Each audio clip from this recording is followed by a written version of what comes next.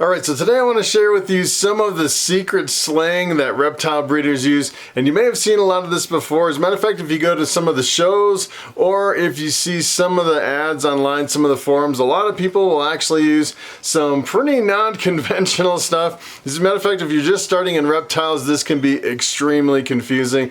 And the first one I want to mention, you've probably seen it quite a bit at the show, and that is if someone actually puts a number and then a period and then another number on their snake. For example, if you had like 1.0 or 0.1 or 2.3, it can get a little bit confusing. And you're probably scratching your head thinking, what in the world are those numbers on the display cases at the reptile shows? And essentially what it is, the first number is for males, the second number is for females. So for example, if I was selling a snake like this is a male bamboo. If I was selling something like this at the show, essentially what I would do is I would mark it as a 1.0, which means this is a male. It's kind of like the secret code of reptile keepers, and I don't know why people still do that. As a matter of fact, I've seen a lot of people, well, they'll just write on the display case either male, or some people will actually use like either a blue marker for the males and a pink marker for the females.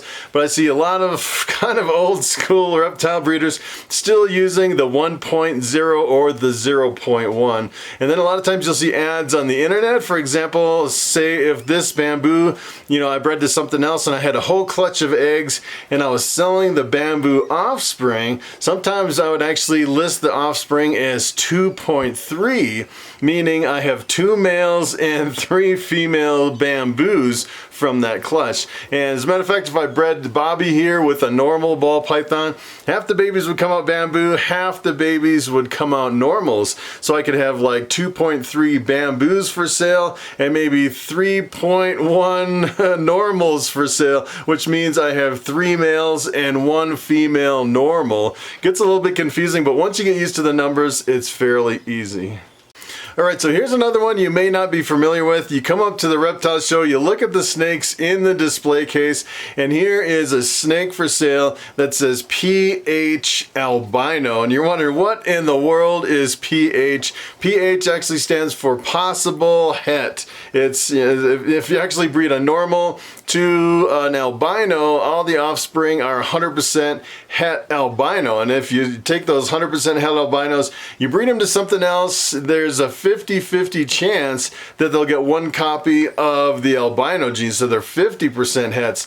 And if you actually take one of those 50% hets, you don't know exactly what it is. It has a 50-50 chance of being albino. You breed it to something else, then whatever the offspring is from that, assuming you haven't proved it out, those are possible hets, because you can kind of trace it back to the original albino, but you're not 100% sure that it carries the gene or not. As a matter of fact, if the 50% het is not het, has a 50% chance. If you actually prove it out and it's not het for albino, then all the babies that it's producing have 0 chance. But until you actually prove out that 50% het albino, you don't know whether the offspring may or may not carry 1 copy of the albino gene. So if you buy a 50% het and you start breeding into things, you should be listing all your offspring as PH het for that recessive gene. Gets a little bit confusing, but that is what PH stands for. So another thing you may see walking up to the display cases at the reptile show, you may actually see a snake listed as a WC normal, and WC stands for wild caught. And believe it or not, there is a small market for wild caught ball pythons coming in from West Africa. But I'd say 99.9% of all ball pythons are probably captive bred and raised. The funny thing is a lot of people, they're looking at the wild caught stuff for new genes, kind of dinker projects that they see something, may think it's genetic, then they buy that, sometimes at a really high premium, and then they try to prove it out, maybe kind of get into a new project. I've seen a lot of that stuff. I'd say it's a pretty small market that people are actually buying some of these wild-caught ball pythons and actually trying to prove them out. One thing about wild-caught is, at the beginning of the ball python craze, most of the ball pythons were actually wild-caught, and they were notorious for being extremely finicky eaters, and that's one thing you have to consider when you're picking up a wild-caught ball python. Alright, so another abbreviation that you may see, but I'd say it's pretty much an old school abbreviation. A lot of people don't use it much anymore, and that is CB for captive bred. And at the beginning of the ball python grays, I'd say most of them were wild caught, and now it's kind of transitioned to where almost every single snake that you'll see is captive bred, and a lot of people just drop the CB. But in the beginning of the craze, I'd say, you know, with the whole market flooded with wild caught ball pythons, I think it was a little more prevalent to actually put CB, captive bred, so you don't confuse that animal with the wild caught. And it's kind of an advantage too, because, you know, the captive bred tend to feed a little bit easier than wild caught, and you don't really risk the parasites that you're bringing in from the wild with a captive bred ball python. Alright, so another thing that can be a little bit confusing, especially for beginners, and that is the HET in front of the name, like het albino, or het tri-stripe, or het for a recessive gene. And let me tell you, when I first started in ball pythons, it was kind of difficult to get my head wrapped around the heterozygous form of a recessive gene. So essentially, especially in recessive genes, you need 2 copies of the gene to actually see the visual. So this snake around my neck, this is actually a co-dominant, where if you had 2 copies of the gene, it would be a white snake.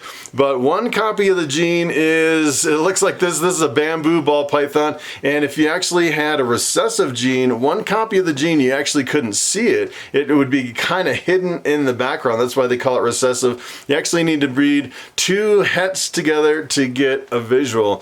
And I think the thing that really gets complicated when you're talking about hets is the het percentages. So a lot of times you'll walk up and see something that is 100% het, you know, 50% het, or 66% hets, and that number in front of the het, what that is that is the percentage odds of that snake being a het. I actually have 1 copy of the gene, so you can't see 1 copy of the gene, but we know from the breeding the odds for that snake to actually have that.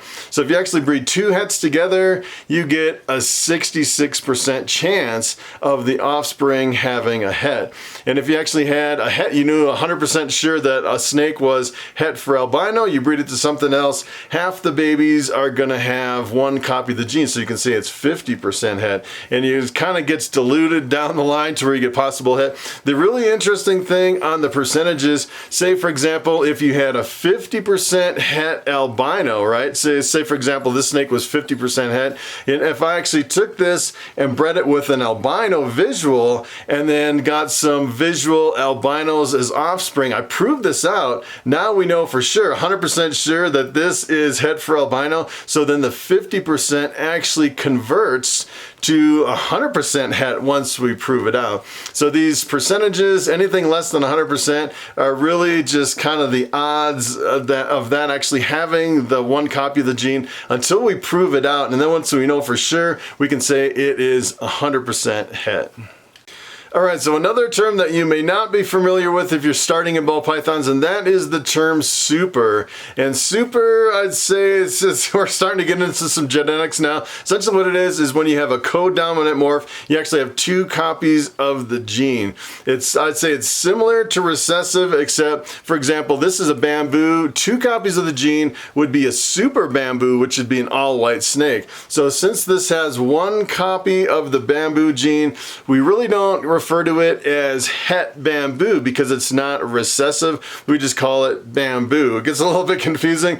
And then when we talk about 2 copies of the same gene in an albino, we actually get a visual albino, but we don't call the albino a super because it's a recessive gene instead of a co-dominant gene. It gets a little bit confusing once you get into genetics, but super just means you have a co-dominant gene with 2 copies of that same gene. So for example, if you kind of think about it in a practical way, if you actually had a super bamboo, the way to get a super bamboo would be to breed this bamboo to another one. 25% of the offspring would actually come out as supers, the all-white snake. And then if you took the all-white snake, bred it to even like a normal ball python, every single baby would get 1 copy of the gene, and they would all visually look like bamboos. Alright, here's another thing that you may not be familiar with, and that is a small X. And a lot of people put the X in there when they're breeding snakes So for example, some people will talk about breeding a fire and a pastel, and they'll put like fire X pastel, and then sometimes they'll even go as far as to put the numbers in there too. It'll be like a 1.0 fire X 0.1 pastel, meaning you're actually breeding the male fire to a female pastel. If you see the X, most times people are talking about actually breeding one morph to another. Alright, so another term you may not be familiar with if you're just starting into reptiles, and that is a clutch. And let me tell you, when we're talking about a clutch, we're not talking about the transmission on your automobile. What we're talking about is a group of eggs laid by a female snake. And a lot of people say, yeah, especially with ball pythons, they'll say, hey, I'm on my 12th clutch, which means they have 12 female ball pythons that have actually laid eggs.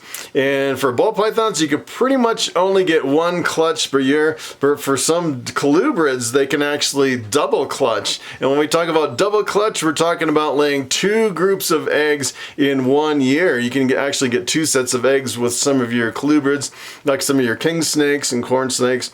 And I'm not sure if I've ever heard of a triple clutch. I'm not sure if any snake can actually lay 3 groups of eggs in 1 year, but I'd say for the most part, some of your colubrids will double clutch, and for ball pythons, it's just 1 clutch of eggs per year. So another cryptic term that is kind of used quite frequently in the ball python or reptile hobby, and that is popping. I'm going to pop my snake. I'm going to go through all my hatchlings and pop their hemipenes. And essentially what we're doing is, it's kind of an old school way to figure out the males and the females. Essentially what you do is you kind of push right here on the base of the tail and you pop out the hemipenes if it's a male. And I would say most veterinarians nowadays will recommend probing, where you can actually take a metal probe and stick it into the tail. If it goes really far up into the tail, it's actually a male. If it just goes in a little bit, it's a female. But a lot of the old guys that have been breeding ball pythons and snakes for a long time, they actually pop the hemipenes, and I'm not really confident enough to pop them myself. A lot of the veterinarians kind of advise against it, because if you don't know what you're doing, especially if you have a female and you're trying to pop out the hemipenes and they don't come out, and you keep pressing harder and harder, you can actually damage the tail, the spine of the snake right by the tail. So unless you really know what you're doing, you should avoid popping hemipenes. Alright, so another term that you may have heard, and that is power feeding. And when it comes to power feeding, I say it's probably one of the most controversial terms over on a lot of the internet forums. A lot of people say you should never power feed your snake. And essentially what that is it's feeding a snake more than the recommended amount. And it really depends on the type of snake and the size. It really depends on how fast the metabolism is too. So for example, for ball pythons, usually for hatchlings, we'll feed every usually 4 to 5 days, and then once they get to kind of a yearling size, we'll feed once a week. A lot of people just keep feeding once a week, but then when they get really big, especially if they start eating really big meals, like really big rats and they're a really big snake, sometimes once a week is too much and they can start getting obese. And I've actually cut back on some of these snakes where I'll feed every other week or maybe even 3 weeks to kind of get them back into the body condition that they should be. And when we talk about power feeding, what we're really talking about, and that most people are against, say for example, if I had a female and I wanted to get that female up to size as fast as possible, and I want to just put food in it as fast as I could, like every 2 or 3 days, in order to get that female up to breeding weight. That's what most people are really against for power feeding. Not only does it really kind of artificially stimulate the growth of the snake, it can be bad for them because it'll shorten their life, and in a lot of cases it can make them obese. Alright, so it is time for the question of the day. And Terry A asks, how long does it take female ball pythons to get back up to weight after they lay eggs? And that is a very good question. I would say in most cases it usually takes at least 2 to 3 months for them to actually get to the point where you can think about pairing them up again. And in most cases, as soon as they lay eggs, I'll try to feed them right away, and I'll offer usually once, maybe twice a week to try to increase the food, because keep in mind, as soon as you pair them up and then they go into the breeding season, they start developing eggs, and then they go go on the really long fast and can stop eating for 5 or 6 months.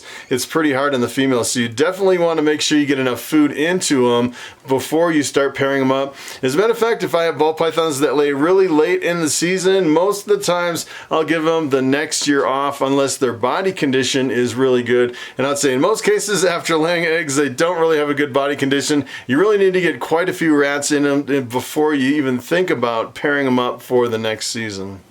So that is pretty much it. Thanks for watching, and I will see you next time.